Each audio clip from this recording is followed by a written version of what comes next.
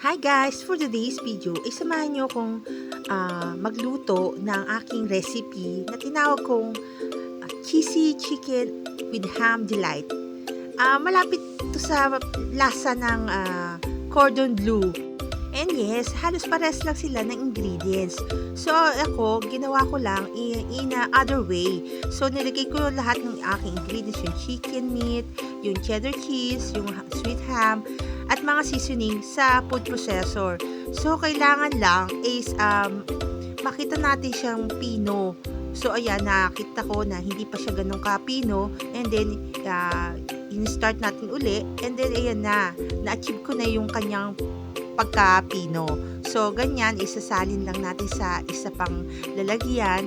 At para ma-mix pa natin ng kaunti. On this part, kailangan ko ng lumpia wrapper. So, hinati ko siya sa gitna and then, lalagyan natin siya ng ating ginawang meat, na chicken meat niya. And then, kailangan meron tayong pandikit. So, nilagay ako ng tubig, konting harina sa ating pagdidikit ng ating chicken. Cheesy chicken with ham delight. O, diba? O, yan. So, ang mangyayari niyan, ganyan ang itsura para triangle ang shape niya. Oh, di ba? Kakaiba. Ayan lang. Mapusisi ng konti, pero nakakalibang. Oh, so, yan. Ayan. Di ko pa ma-perfect. So, ayan.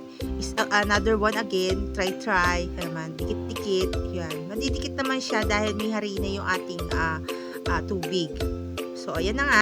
Ito na nga lahat yung aking nabalot. So, ayan. Marami-rami din. Ngayon, gagawa naman tayo ng dippings. So, ayan, may lagyan ko ng ketchup, yung mayonnaise, and then konting garlic powder, ground pepper, and then konting salt at konting sugar.